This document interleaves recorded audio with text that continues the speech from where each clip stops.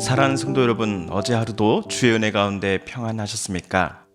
2021년 10월 첫 번째 날 금요일 아침 매일 성경 말씀 묵상 시간입니다.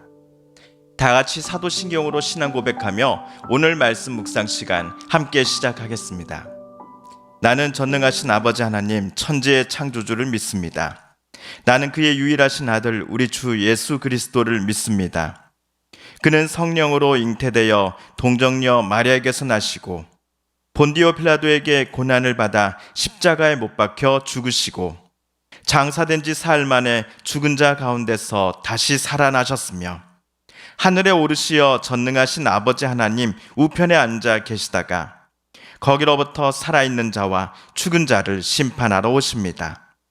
나는 성령을 믿으며 거룩한 공교회와 성도의 교제와 죄를 용서받는 것과 몸의 부활과 영생을 믿습니다. 아멘. 오늘 우리가 함께 읽을 기록된 하나님 말씀은 출애굽기 제23장 9절에서 13절까지의 말씀입니다. 구약 117쪽경에 있는 출애굽기 제23장 9절에서 13절까지의 말씀입니다. 너는 이방 나그네를 압제하지 말라.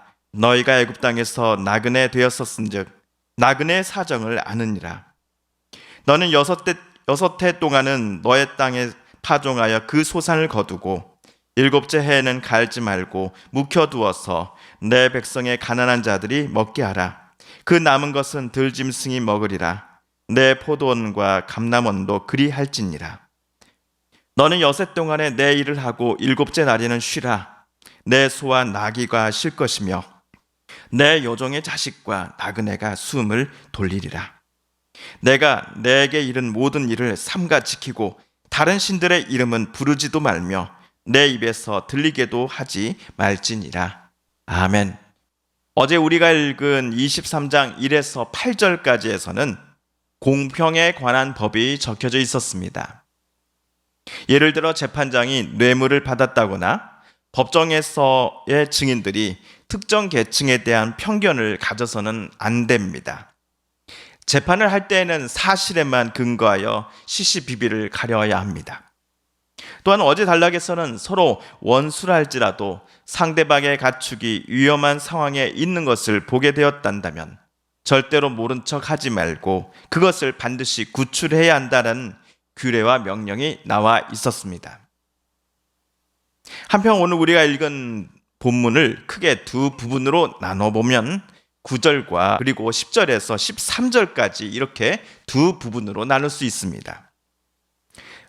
9절은 앞부분에 이어 공평과 정의에 관한 새로운 규례를 추가로 언급합니다. 반면 10절에서부터는 안식일과 안식년에 관한 법을 설명하고 있습니다. 그렇다면 먼저 우리 9절을 세 번역으로 다시 한번 읽어보겠습니다.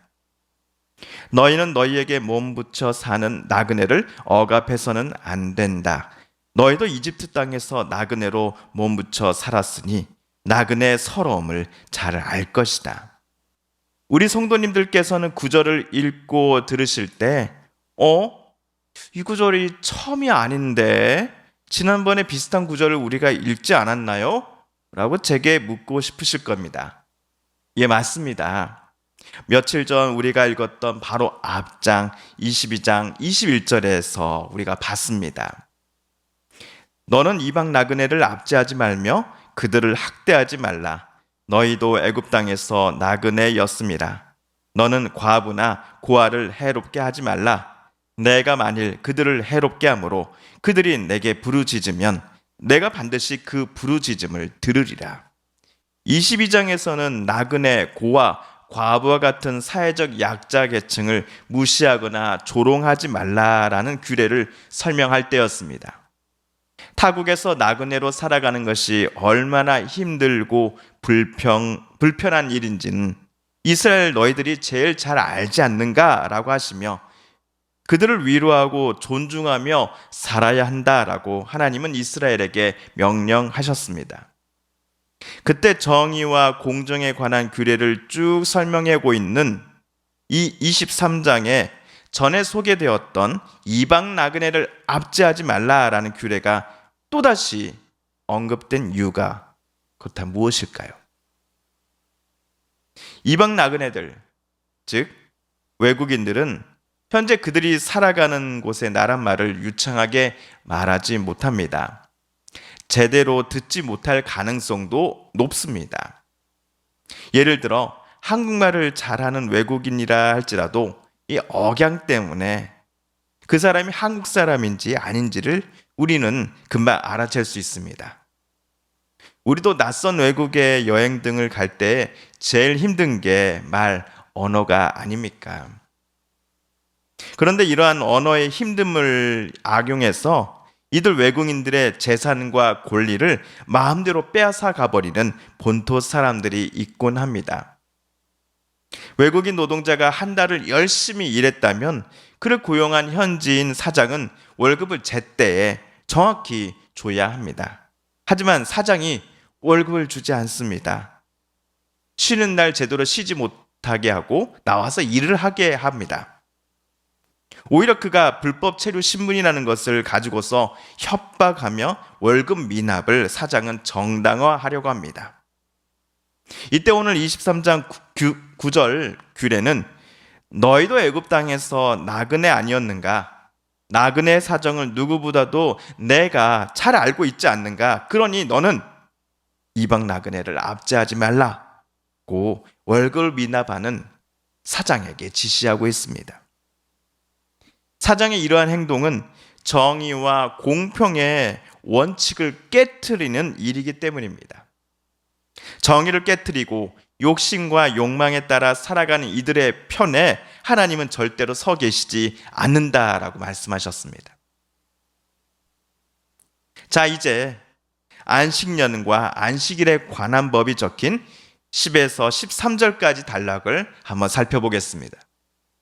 여기도 크게 두 부분으로 다시 나눠볼 수 있는데요. 10절과 11절은 안식년에 대해, 그리고 12절에서 13절은 안식일에 대해 이야기하고 있습니다. 앞부분은 안식년, 뒷부분은 안식일입니다. 먼저 안식년 규정을 세번역으로 다시 한번 읽어보죠. 너희는 6해 동안은 밭에 씨를 뿌려서 그 소출을 거두어 들이고 7째 해에는 땅을 놀리고 묵혀서 거기서 자라는 것은 무엇이나 가난한 사람들이 먹게 하고 그렇게 하고도 남은 것은 들짐승이 먹게 해야 한다. 너희의 포도밭과 올리브밭도 그렇게 해야 한다. 땅 주인은 6해 동안은 열심히 씨 뿌리고 열매 맺혀서 그 소출을 모두 자기 것으로 삼아도 됩니다. 그런데 안식년 규정에 따르면 제7년 차에는 같은 땅에 주인은 씨를 뿌려서는 안 됩니다. 그 이유는 제7년 차 쉬고 있는 땅에서 가난한 이들이 먹을 것을 얻어갈 수 있게 하기 위해서였습니다. 사람이 거두어가고 난 후에 남은 것들이 또 있다 한다면 들짐승들이 찾아와 먹을 것입니다.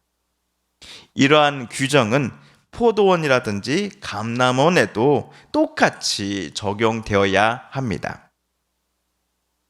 이러한 규정을 해석하시면서 어떤 이들은 7년째마다 땅을 쉬는 것이 다음 해에 더 큰 소득을 올리는 데 도움이 될 거야.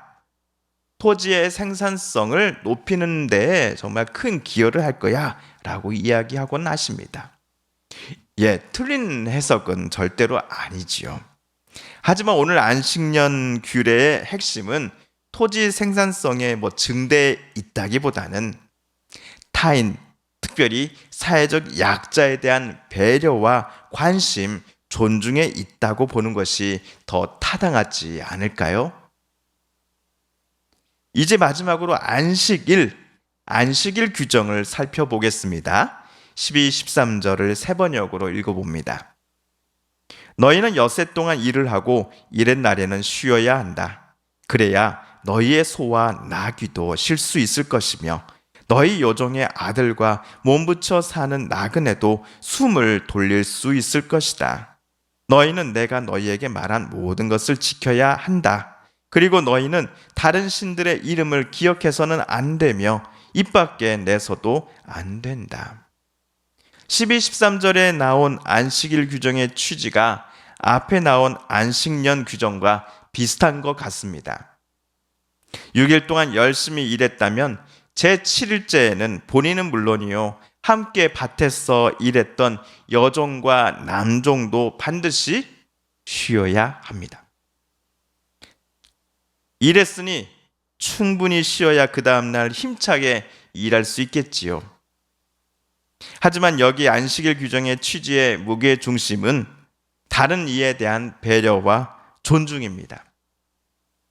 이러한 배려와 존중의 정신은 사람에게만 아니라 6일째까지 함께 일했던 소나 나귀에 대해서도 마찬가지로 적용됩니다. 모세 당시 고대 근동 사회에서 종은 주인의 소유물에 불과하다라는 식이 팽배했습니다. 종이 이런 취급을 받았으니 소나 나귀의 가치와 존엄성은 더더욱 존중받기가 어려웠겠지요. 이러한 시대적 분위기 속에서 오늘 안식년과 안식일 규정은 참으로 시대를 앞서 나가는 것이었습니다. 오늘 규례는 당시 사람들에게 큰 충격을 주었을 것입니다. 하지만 하나님은 종을 주인의 소유만이 아닌 함께 쉬어야 할 사람으로 간주하라고, 또한 너와 함께 일한 소나 나귀도 충분히 쉼을 갖게 해야 한다라고 명령하셨습니다. 이것이 하나님의 뜻입니다. 역지사지의 정신입니다. 약자에 대한 배려와 존중입니다. 이런 규례들 속에서 우리는 하나님 나라 백성으로 살아가는 것이 과연 어떠한 것인지를 조금씩 깨닫게 될 것입니다. 마치 모세 당시 이런 규례들을 받았던 이스라엘 백성들처럼 말이지요. 사랑하는 성도 여러분, 오늘 말씀을 읽으실 때 하나님께서 저와 여러분에게 깨닫게 주신 교훈과 말씀, 들려주신 음성을 기억하시며 오늘 우리가 함께 읽은 말씀을 다시 한번 몇 번씩 읽으며 우리 말씀 붙잡고 함께 기도드리기를 원합니다. 사랑하는 성도님들과 가족들 중에 하나님의 고쳐주심과 일으켜 세워주심, 또한 치료하여 주심을 놓고 간절히 기도하는 분들이 계십니다. 이 시간 우리도 그분들의 이름을 부르며 이 시간 함께 기도 드리십시다. 코로나19와 맞서 싸우며 수고하고 애쓰는 대통령이와 모든 정부 지자체 관계자들과 특별히 의료진들 가운데 지치지 않는 마음 허락하여 주소서. 코로나19로 인하여서 아파하고 힘들어하며 눈물 흘리는 이들이 어서 속히 회복되게 하여 주시고 나음을 잊게 하시고 앞날에 대한 희망과 소망을 어서 속히 품을 수 있게 해달라고 함께 기도 드리십시다. 마지막으로 우리가 가지고 나온 간절한 기도 제목 하나님께 아뢰며 하나님의 은혜의 보좌 앞으로 더 가까이 나아가겠습니다. 함께 기도합니다.